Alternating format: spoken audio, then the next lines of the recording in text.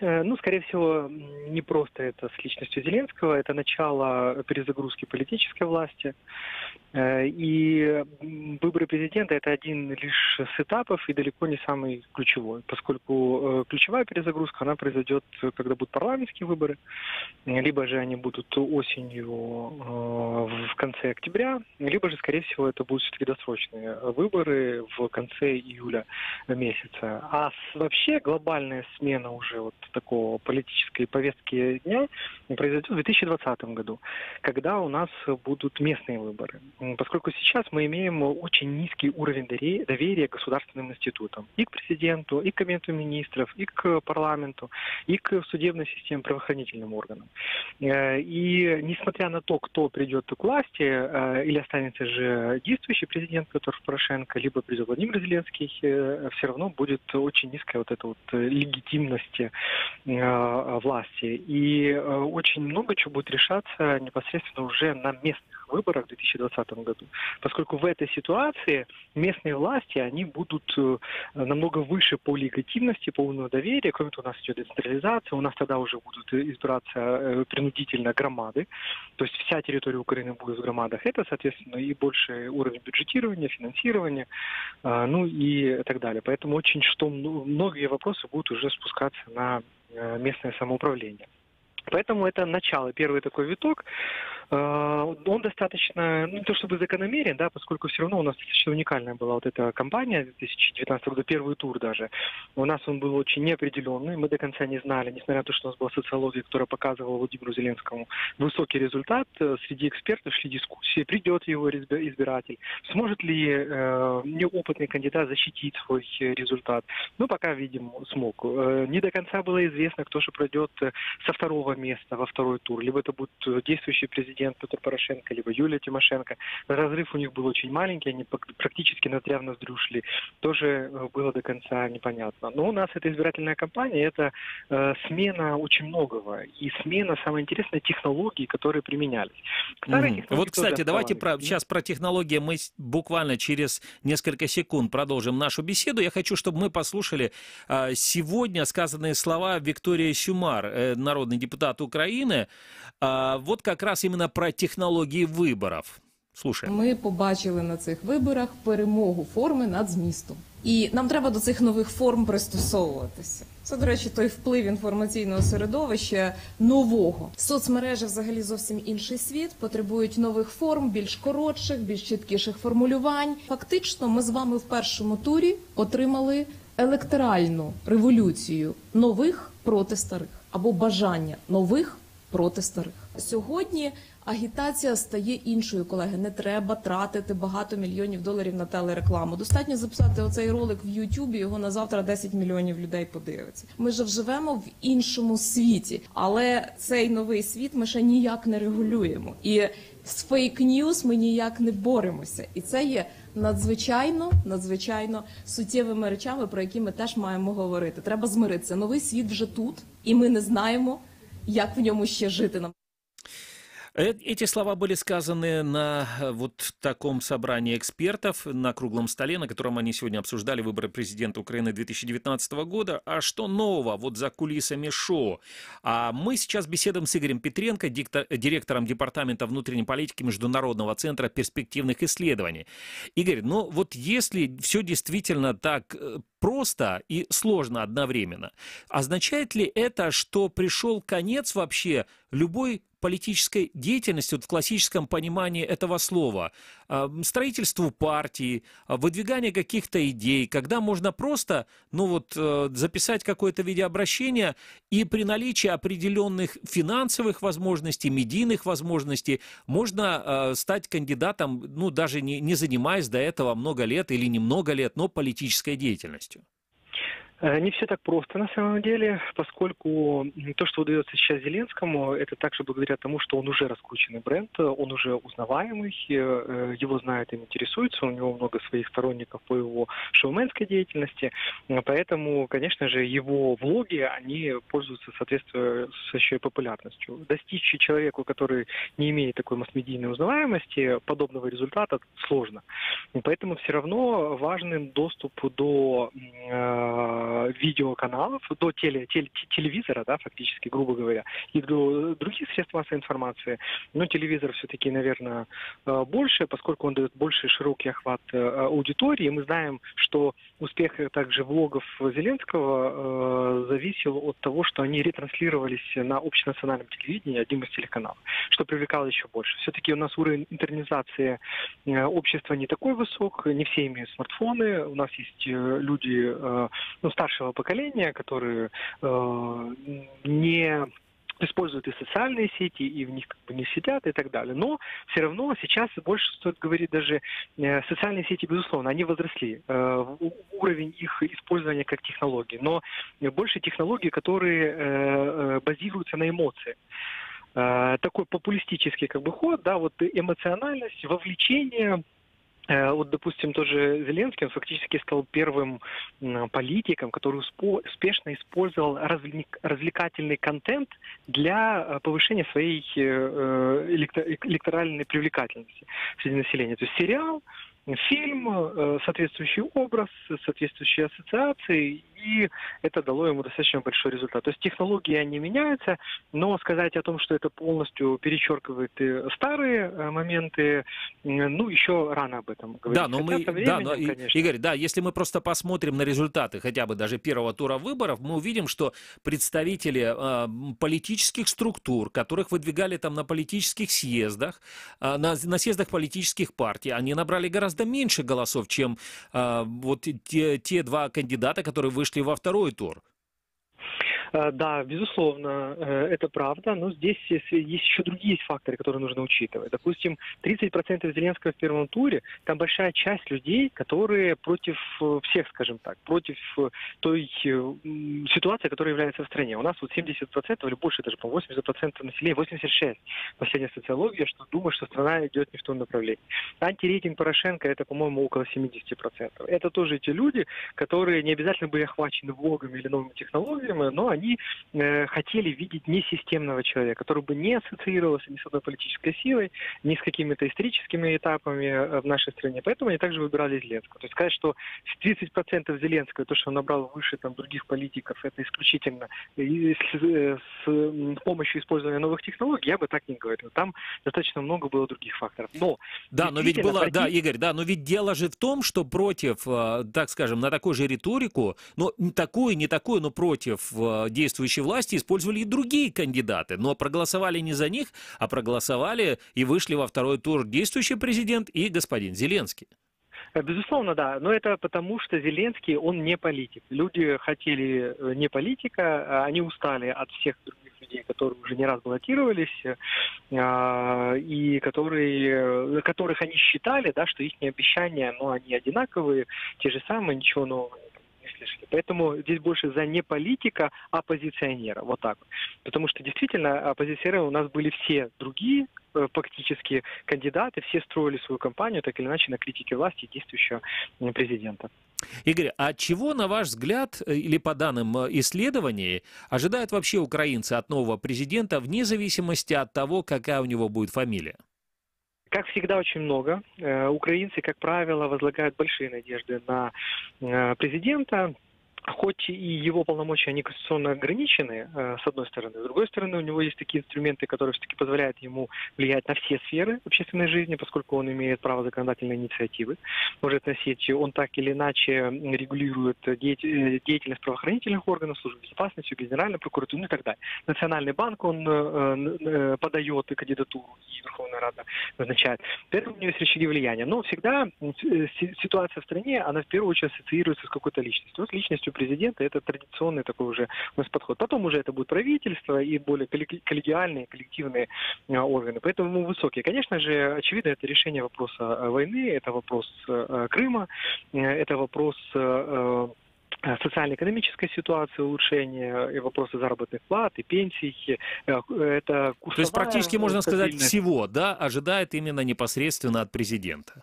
Да, да, скорее всего, очень немногого, и думаю, что действующий любой президент, опять же, независимо от фамилии, он будет пытаться использовать технику быстрых побед, хотя бы в каких-то сферах, возможно, не глобальных, но чтобы вот уже сразу показывать определенный результат в разных сферах. Но ожидания очень большие, и, как правило, все равно будет разочарование. Поэтому новый президент все равно будет заинтересован в том, чтобы провести, скорее всего, досрочные выборы парламентские. Парламентские, Тем, кстати. чтобы не потерять свои дивиденды уже. Вы полагаете, что вне зависимости от того, кто станет президентом, Украину ожидают досрочные парламентские выборы? Или Порошенко, или Зеленский, вне зависимости, все равно будут досрочные парламентские выборы?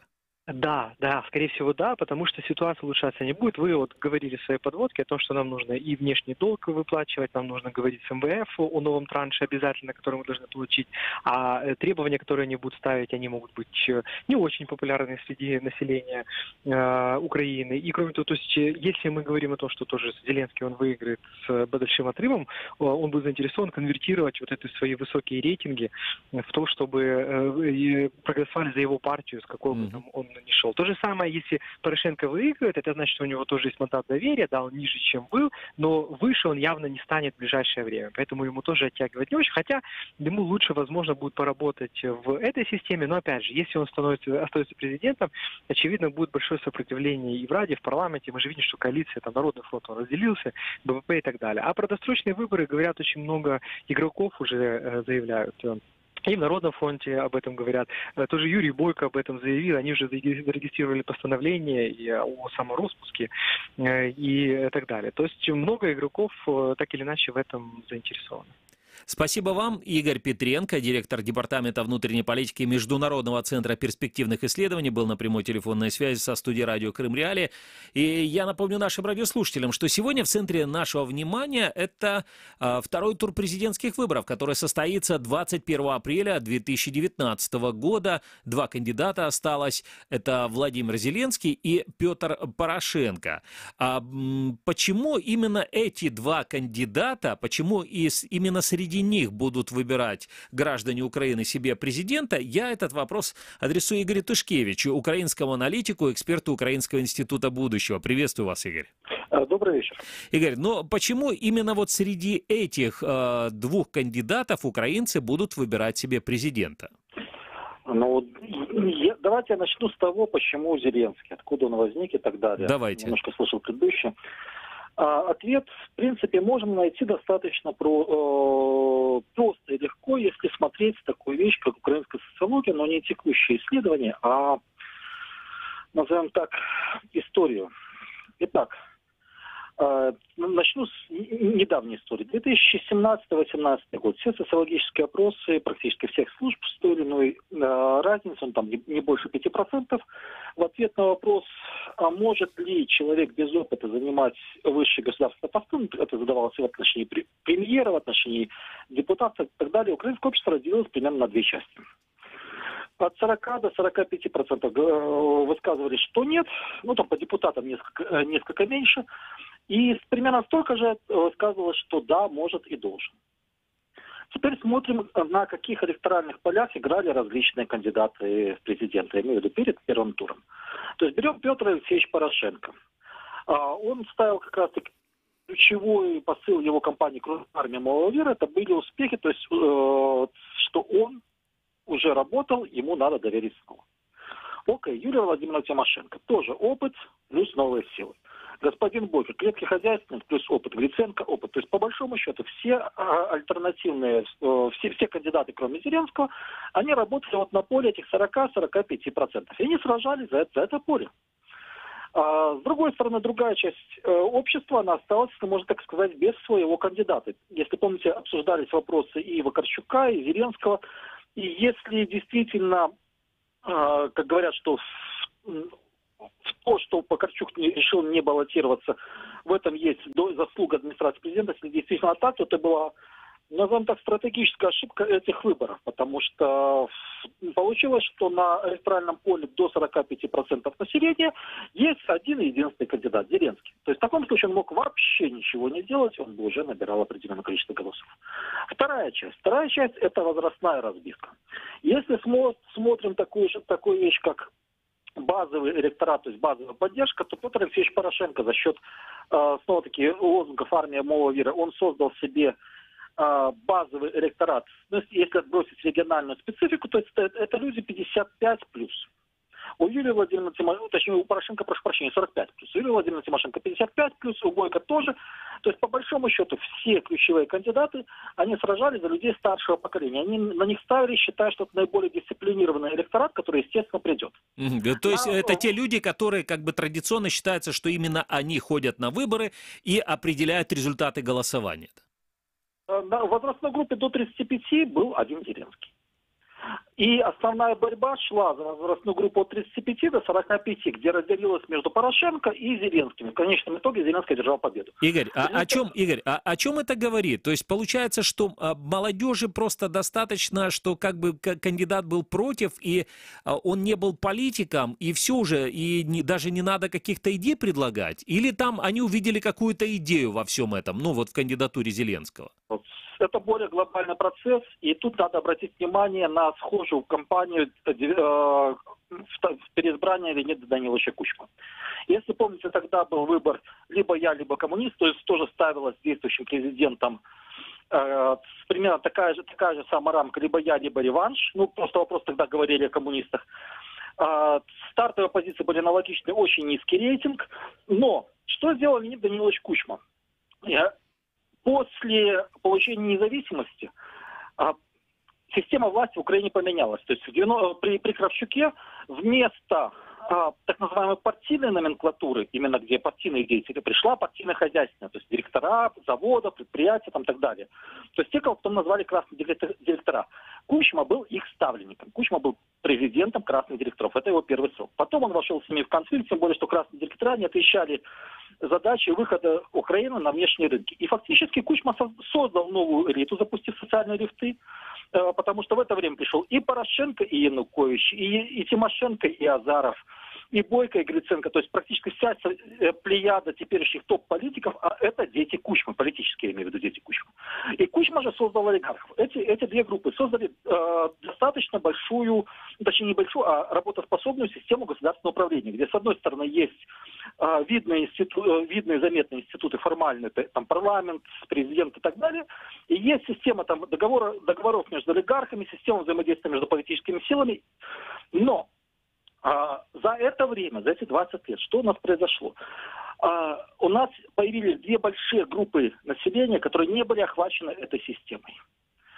Первая – это средний бизнес, вторая – это средний класс.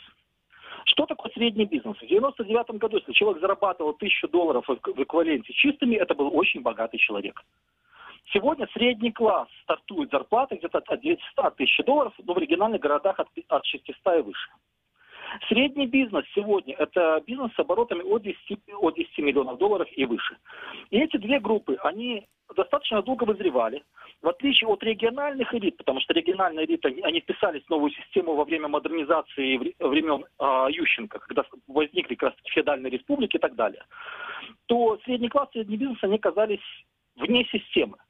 И по большому счету, если посмотреть на революцию достоинства, то кто задавал тон вот с точки зрения тезисов, кто задавал именно нарративы об изменении, это средний класс. Хорошо, Игорь, я тогда так вам поставлю вопрос. Но почему же тогда не появилась партия среднего класса, или она появилась, она есть, и вы тогда назовете ее сейчас?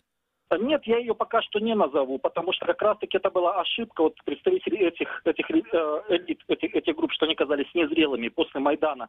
Они фактически отдали формирование власти старым элитам, надеясь на, назовем так, мягкий переход. И вы помните, что даже правительства вначале были и приглашенные лица, было много новых людей.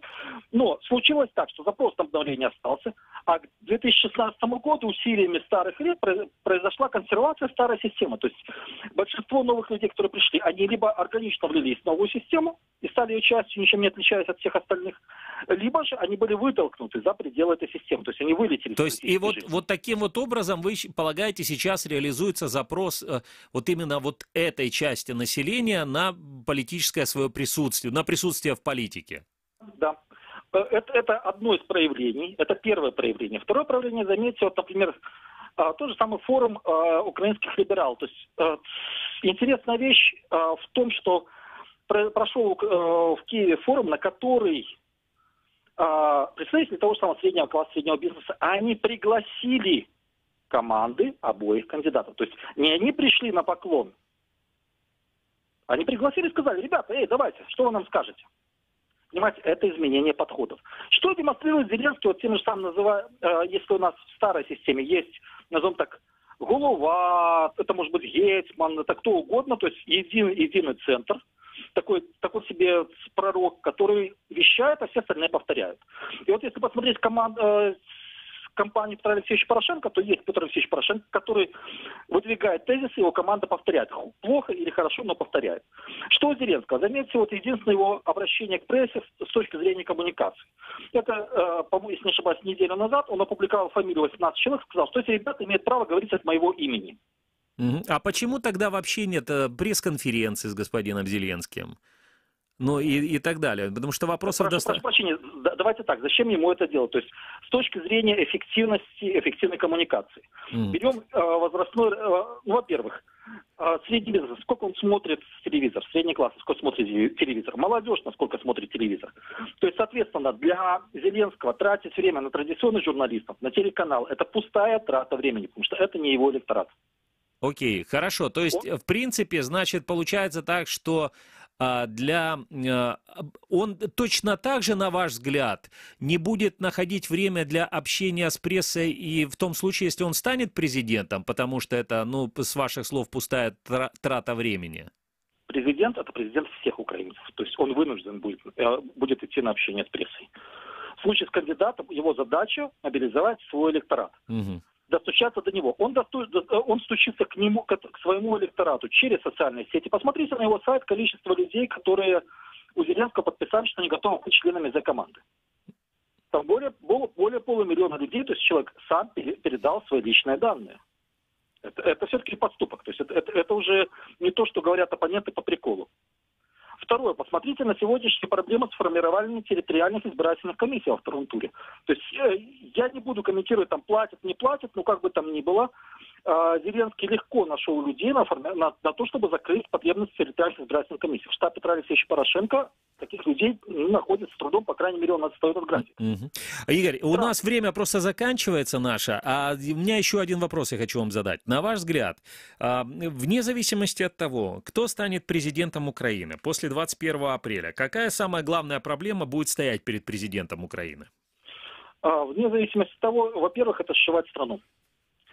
То есть это именно стать президентом всей Украины и формировать команду, потому что оба, и Порошенко, и Зеленский, либо они запускают социальные лифты, формируют новые политические элиты, тогда они все равно уходят. Они уходят через 4 года, может быть, досрочно даже уходят, но выполнят свою функцию, запустив людей, которые будут создавать новую систему. Второй вариант, это оба они могут пытаться консервировать старую систему. Зеленский там людьми Коломойского и Чевка, Петр Алексеевич Порошенко своими людьми, но в таком случае вероятность того, что они вынуждены будут уйти досрочно, причем с позором, намного более велика.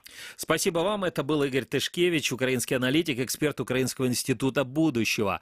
И мы продолжаем нашу программу. Это программа «Крымский вечер». С вами Александр Янковский. Далее будем говорить с Евгением Магда, исполнительным директором Института мировой политики. Евгений, приветствую вас. Добрый вечер.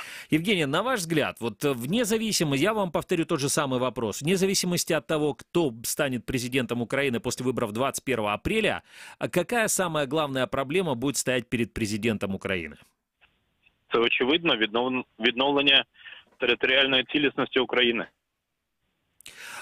На ваш взгляд, если это будет, то есть какими будут действия и будет ли вот это именно восстановление территориальной целостности приоритетом, например, для Петра Порошенко и для Владимира Зеленского? Для Петра Порошенка це вже пріоритет.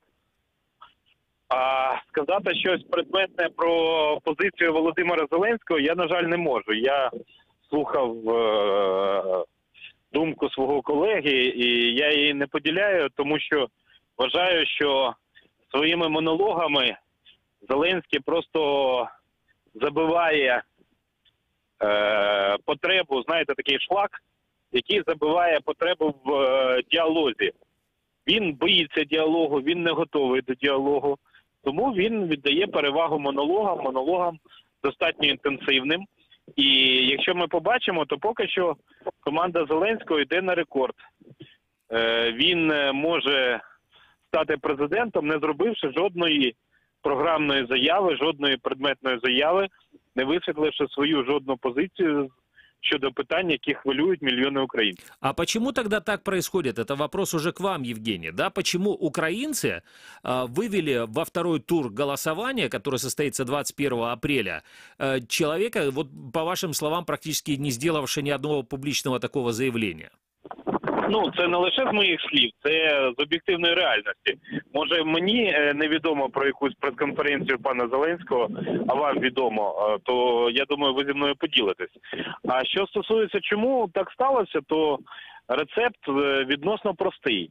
Україна зуміла перекрити значною мірою російський наратив, зовнішній, з російських телеканалів і російських соцмереж, але не зробила цього з українських телевізійних каналів. І ми фактично стали заручниками того, що ми живемо не просто в системі координат зрада-перемога, а в умовах 50 відтінків сірого без жодної сексуальної коннотації. Тобто у нас просто все погано.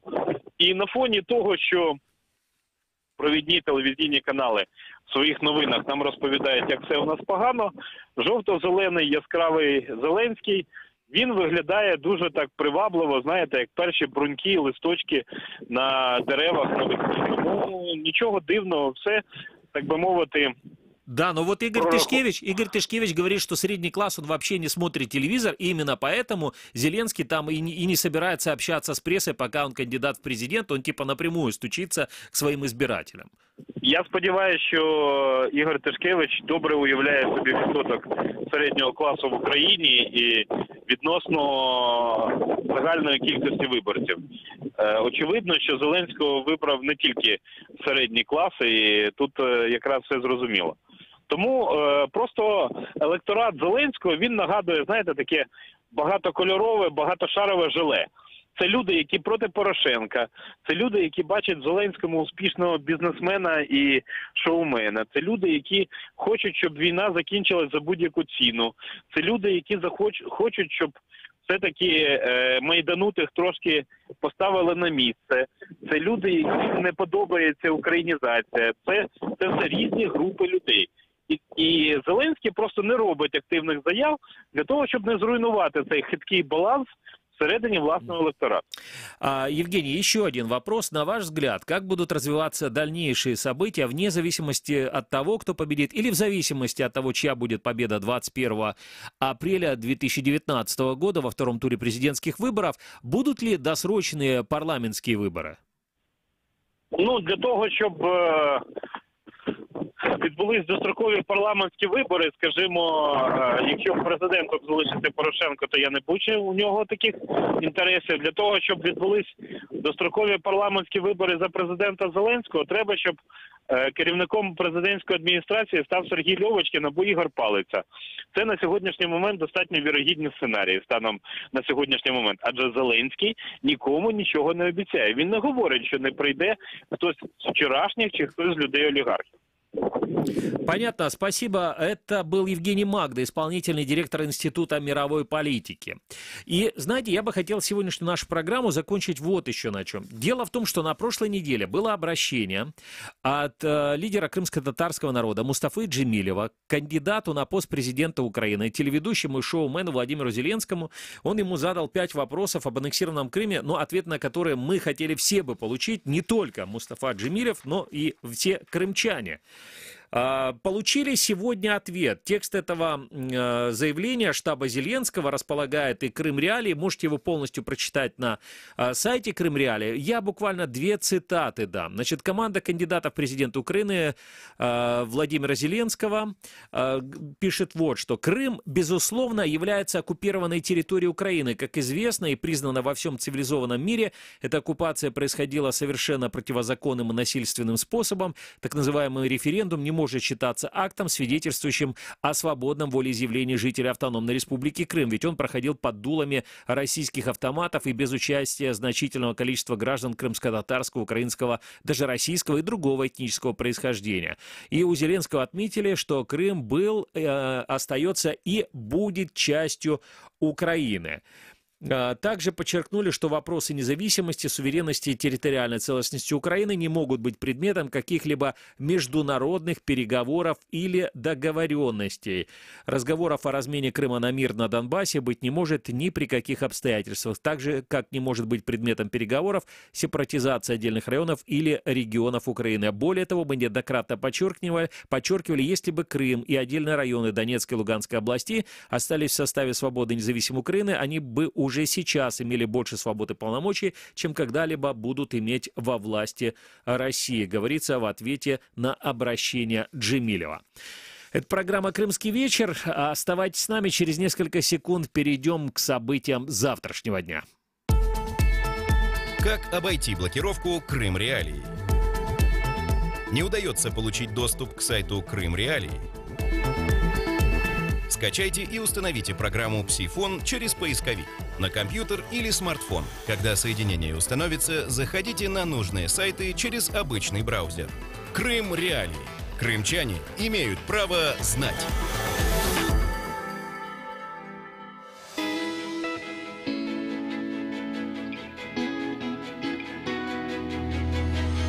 Крымский вечер с радио Крым Реалии. Это программа «Крымский вечер». С вами Александр Янковский. И ко мне присоединилась снова Елена Римовская. Лен, а вот скажи, как тебе вообще вот эти выборы по ощущениям президента Украины?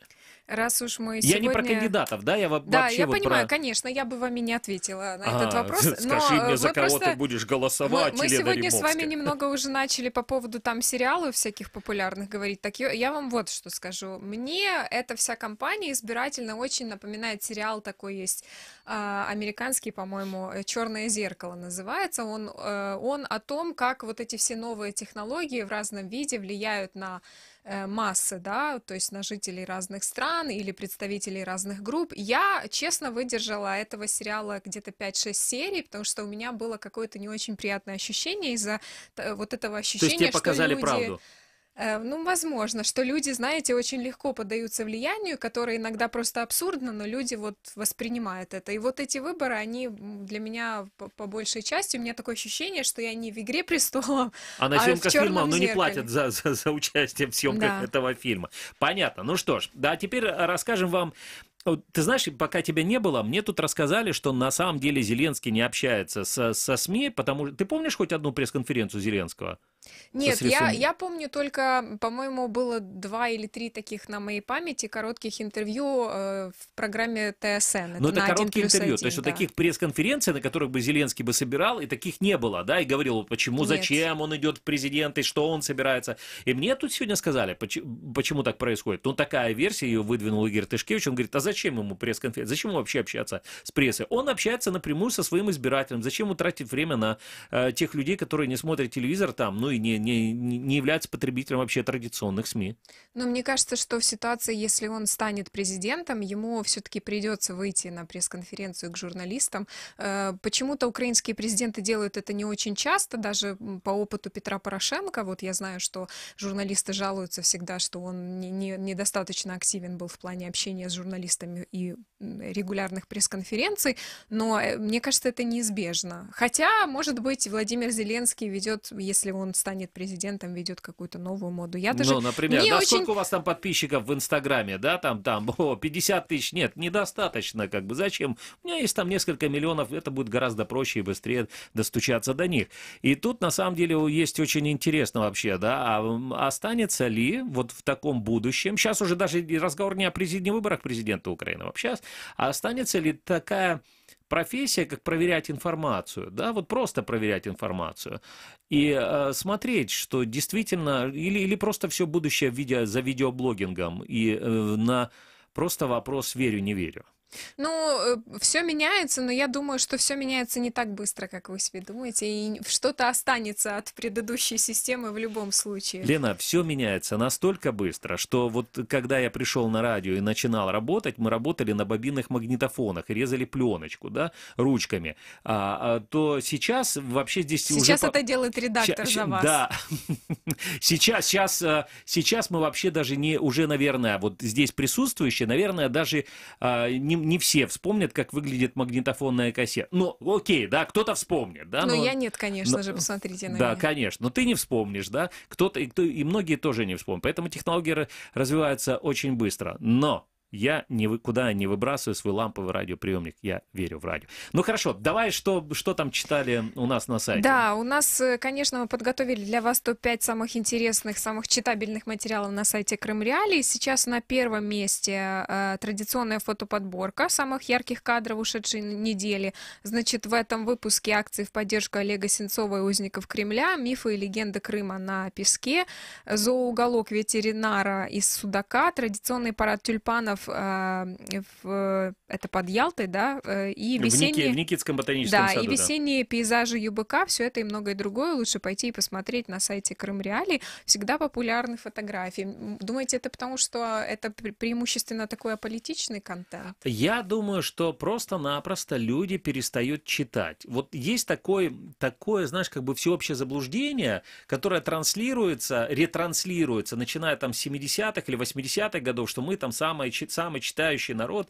Ничего подобного. Знаешь, если возьмем статистику и посмотрим, сколько книг в среднем читает среднестатистический гражданин, то мы увидим, что это количество ничтожно мизерно, на самом деле. Да, ну, я на себе ощущаю то, что я за последние там несколько лет стала намного, не то чтобы меньше читать, я как бы потребляю очень много информации, но она вся... Нет, ну книги тоже, вы так. уже... Почему? Я читаю книги, но вот я имею в виду, вот я просто не знаю, это какая-то профессиональная деформация, или это у всех людей так? Очень много материалов в социальных сетях, и просто тебе столько информации нужно за день обработать, что ты просто уже какие-то большие... объемы, да, большие тексты, уже ты как-то, у тебя не хватает неусидчивости, и ты думаешь, зачем мне это, если я могу где-то эту информацию сжато получить. Ну, в общем, это ужасно. Я с вами здесь, вот я с вами полностью соглашусь. Это действительно ужасно. Поэтому нужно иногда, может быть, себя ограничивать в информации, но не на сайте Крым Реалии. Потому что мы сейчас переходим ко второму месту нашего топа, и на нем на втором месте оказался телепроект Крым Реалии, и программа «Россия готова воевать с НАТО за Крым». Россия угрожает военным конфликтом с участием НАТО, если украинские суда еще раз выдвинутся в Керченский пролив. Об этом и многом другом в новом выпуске телепроекта «Крым Реалии». Но давайте послушаем анонс. Крымский беркут на Майдане. Сидели беркута с помповыми ружьями и шмаляли по людям. Какие приказы выполняли крымские силовики в 2014-м? Майдан где-то на 40% зачистили.